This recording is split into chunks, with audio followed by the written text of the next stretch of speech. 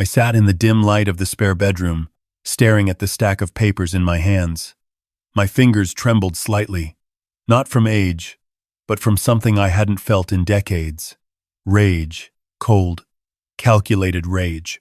The kind that makes you breathe slower instead of faster. The kind that clears your mind instead of clouding it. It was 2:17 a.m.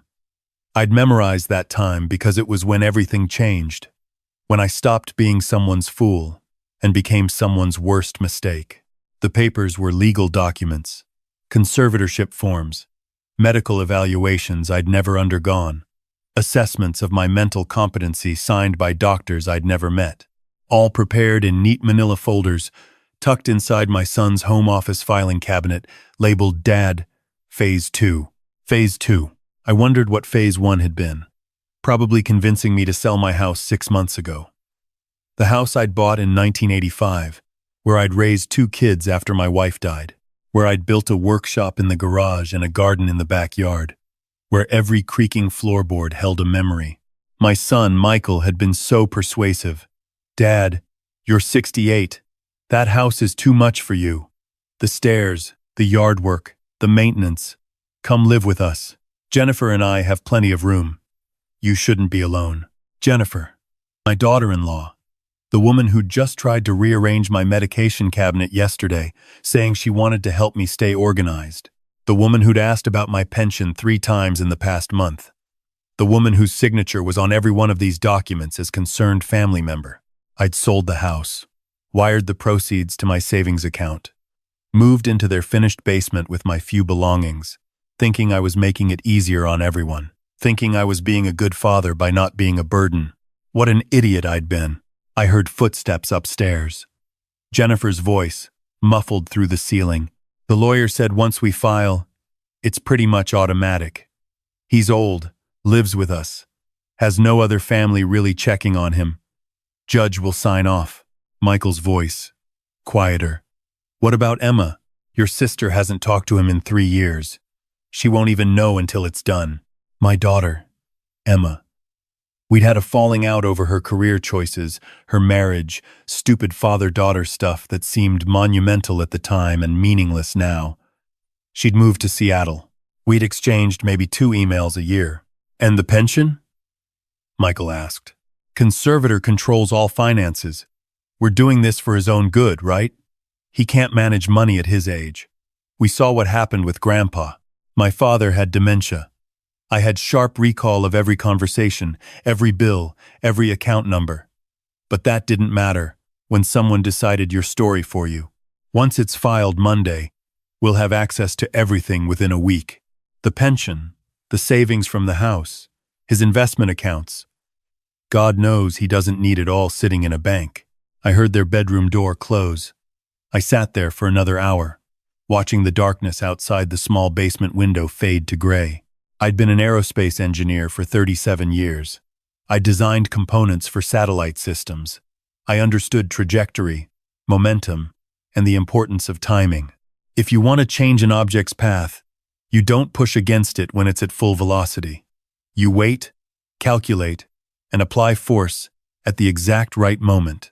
This was that moment. At 6 a.m., I showered and dressed like it was any other day. Khakis, a polo shirt, my walking shoes.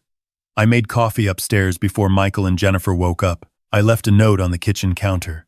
Gone for morning walk. Back for lunch. I didn't take my car.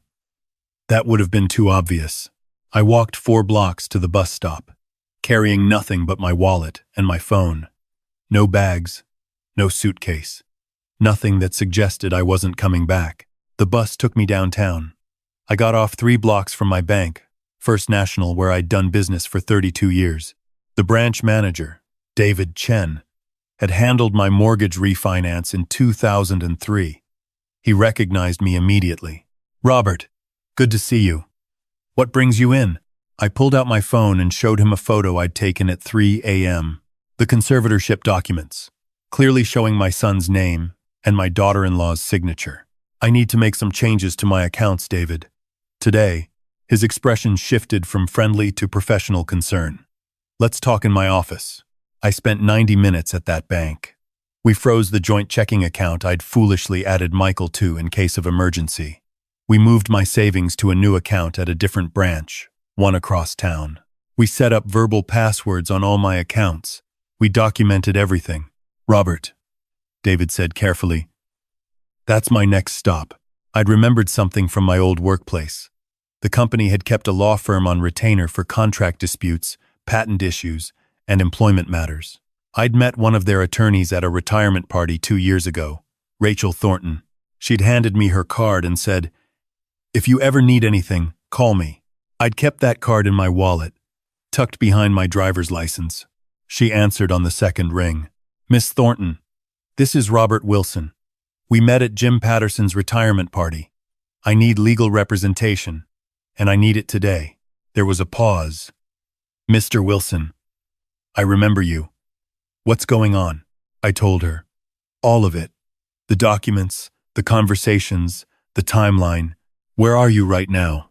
"Downtown, near 5th and Main. My office is on 7th. Can you be here in 10 minutes? I was there in 8. Rachel Thornton was 40-something, with sharp eyes and a handshake that meant business. She listened without interrupting, while I laid out everything. When I finished, she leaned back in her chair. "Mr. Wilson, what you're describing is attempted financial exploitation of a vulnerable adult. The fact that they've prepared these documents without your knowledge or consent is fraud. The forged medical assessments are criminal. Can they still file on Monday? They can file anything. Whether it succeeds is another matter." She pulled out a legal pad. "Here's what we're going to do. First, we're drafting a revocation of any powers of attorney you may have granted your son. Second, we're preparing a declaration of competency with a proper medical evaluation from a doctor of your choosing. Third, we're putting together a protective order if needed. Fourth, we're documenting everything for potential criminal charges. I don't want to destroy my son's life." She looked at me evenly. "Mr. Wilson, what do you think he was planning to do to yours?" That hit differently than I expected. We spent 3 hours in her office. She had a doctor colleague come over, a geriatric specialist who did a full cognitive assessment, memory tests, problem-solving exercises, medical history review. He concluded I had the mental capacity of someone 20 years younger. "Mr. Wilson, you're sharper than half my patients in their 40s, he said. "I'll put that in writing." By 4 p.m., I had a folder of documents thicker than the ones I'd found at 2:17 a.m. Legal declarations, medical clearances, account protections, a lawyer who knew exactly what she was doing. Rachel asked the obvious question, "Where are you staying tonight?" I hadn't thought that far ahead. "I have a colleague," she said. "Sarah Martinez. She's an estate attorney, semi-retired, lives alone in a 3-bedroom house in Riverside. She helps clients in situations like yours sometimes. Let me call her." 30 minutes later, I was in an Uber, heading to a neighborhood I'd never been to stay with a woman I'd never met, because my son and his wife had decided I was too old to manage my own life. Sarah Martinez was 72, a widow, and sharp as a tack. She opened her door, looked me up and down, and said, "You look too healthy to be anyone's conservatorship case. Come in. Guest room's upstairs. Second door on the left." Her house smelled like coffee and old books. She made dinner while I sat at her kitchen table, still processing the day. "You did the right thing," she said, putting a plate of pasta in front of me. "I've seen too many cases where people wait too long. You acted fast. That's good. I feel like I'm hiding." "You're not hiding. You're protecting yourself. There's a difference." That night, I slept in a stranger's guest room, in a bed that wasn't mine, in a house I'd never seen before. But I slept better than I had in 6 months. My phone rang at 7:30 a.m. "Michael." I let it go to voicemail. "Dad, where are you? Your note said you'd be back for lunch yesterday. We're worried. Call me back." He called 4 more times that morning. Then Jennifer called. Then Michael again. At noon, Sarah looked at me across her kitchen table. "You need to decide what you want here, Robert. Do you want to confront them? Do you want to just disappear? Do you want legal action? I want them to know they can't do this to people. Then you need to respond. On your terms, not theirs." I called Rachel. I want to send a letter. I'll draft it. What do you want it to say? I thought about that. About 37 years of working with precision. About raising 2 kids alone after my wife died. About the house I'd built. The life I'd earned. The dignity I refused to surrender. Tell them I know everything. Tell them it's over. Tell them they need a lawyer. The letter went out that afternoon via courier. Delivered to Michael's house at 4:47 p.m., signed for by Jennifer. My phone exploded at 5:03 p.m. Michael called 6 times in a row. I answered the 7th. Dad, what the hell is this letter? What lawyer? What are you talking about? I'm talking about the conservatorship documents in your filing cabinet, Michael. The forged medical evaluations. The plan to take control of my accounts on Monday. Phase 2, I believe you called it. Silence. Long, heavy silence. Dad, you don't understand. We were trying to help you. By declaring me incompetent? By stealing my pension? That's an interesting definition of help. Jennifer's voice in the background, sharp and panicked. What is he saying? What does he know? Everything, Jennifer. I said loudly enough for her to hear. I know everything. Michael's voice changed. Defensive. Angry. You were snooping through my office? You were snooping through my entire life, planning to take it over without my consent. That's called fraud, Michael. My lawyer used several other terms too. Want to hear them? This is insane. You're overreacting. Those were just preliminary documents. We hadn't decided anything. The lawyer you consulted said it was pretty much automatic. You were filing Monday. Don't lie to me now on top of everything else. I heard Jennifer in the background again, but her voice was different now. Scared. Dad, where are you staying? Come home. We'll talk about this. I don't have a home with you, Michael. I had a home. You convinced me to sell it. That was phase 1, wasn't it? That's not. We just wanted you close. You wanted my money close. There's a difference. I hung up. My hands were shaking, but not from anger this time. From something like grief. Sarah put a cup of tea in front of me. That was hard. He's my son. He was planning to steal from you. Both things can be true. Over the next week, things happened fast.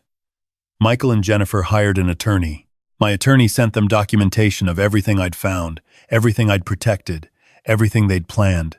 Their attorney looked at the evidence and, according to Rachel, told them they were in serious legal jeopardy. No conservatorship was filed. The joint account remained frozen. Michael stopped calling, but someone else started calling. Emma, my daughter, the one I hadn't really spoken to in 3 years. Dad? Replied. I just talked to Michael. He told me some story about you disappearing and making wild accusations. What's actually going on? I told her. All of it. She was quiet for a long time. Dad, I'm so sorry. You didn't know. I should have. I should have been in touch. I should have. God, I'm so sorry. Emma, it's not your fault. Can I come see you? I can fly down this weekend. I looked around Sarah's guest room. I'm not exactly in a position to host right now. I don't care where you are. I want to see you. She flew in Friday night. I met her at a coffee shop near the airport, neutral territory. When she walked in, I saw my wife in her face. Same eyes, same determined expression. She hugged me hard. I missed you, Dad. I missed you too, kid. We talked for 3 hours. About the falling out, about her life in Seattle, about her husband who I'd never really given a chance, about my life, about Mom, about everything we'd missed. What are you going to do? She asked finally. I don't know. I can't stay with Sarah forever. I can't go back to Michael's. I sold my house. Come to Seattle. I stared at her. We have a guest house. It's small, but it's yours if you want it. No strings, no pressure. Just be near family who actually wants you there. Emma, I can't just uproot. Dad, you already uprooted 6 months ago. For the wrong reasons. This would be for the right ones. I thought about that. About phase 1 and phase 2. About conservatorship documents and forged signatures. About my son's voice on the phone. Defensive and caught. and I thought about Emma's face across the table, open and honest. Let me think about it. But I already knew the answer. I moved to Seattle in November. Emma's guest house was a converted garage, 1 bedroom, small kitchen, just enough space for a man who didn't need much anymore. I could walk to the public library, to the coffee shop, to the park. Emma and her husband David had me over for dinner twice a week. No obligations, no expectations, just family being family. I started volunteering at a community center, teaching basic engineering and math to kids who were interested. Turned out I was pretty good at explaining complex things in simple ways. Turned out I had a lot more to give than Michael and Jennifer had assumed. Rachel handled the legal aftermath from afar. Michael and Jennifer were never criminally charged, but they were investigated. Adult Protective Services opened a case. My pension and accounts remained protected. They couldn't touch any of it. Michael sent one email, 3 months after I left. "Dad, I think we both overreacted. Can we talk?" I wrote back. "Michael, you planned to declare me incompetent and steal my life savings. I documented your fraud and protected myself. One of those is an overreaction. The other is self-defense. When you understand which is which, we can talk." He never responded. Emma asked me once, "Do you miss him?" "I miss who I thought he was. The boy I raised wouldn't have done what that man did." "You raised him right, Dad. He made his own choices." "I know. That's the hardest part. I'm 70 now. I've been in Seattle for almost 2 years. I have a small life, but it's mine. I have my daughter, my son-in-law, 2 grandkids I'm getting to know. I have my volunteer work, my coffee shop routine, my morning walks. I have my dignity. Sometimes I think about that night at 2:17 a.m., sitting in the dim light, staring at those documents. How close I came to losing everything because I trusted the wrong person. How easy it would have been to miss those papers, to sleep through that conversation, to wake up one day in a legal trap with no way out. I think about all the people who don't find the documents, who don't have a bank manager they trust, or a lawyer's card in their wallet, or a daughter who flies across the country when it matters. I think about Phase 2, and what that would have looked like. A conservatorship. My accounts frozen but accessible to my son. My pension redirected. My autonomy gone. Maybe eventually a care facility, somewhere cheap, while Michael and Jennifer lived in a bigger house, took better vacations, made plans with my money. I think about how many people that happens to. And then I think about walking into that bank at 6:45 a.m. with nothing but my wallet and my rage and my refusal to be anyone's fool. I think about Rachel Thornton's handshake and Sarah Martinez's guest room and Emma's face across that coffee shop table. I think about all the small moments of courage that added up to keeping my life my own. Last week, I got a letter. Not from Michael. From David Chen, my bank manager.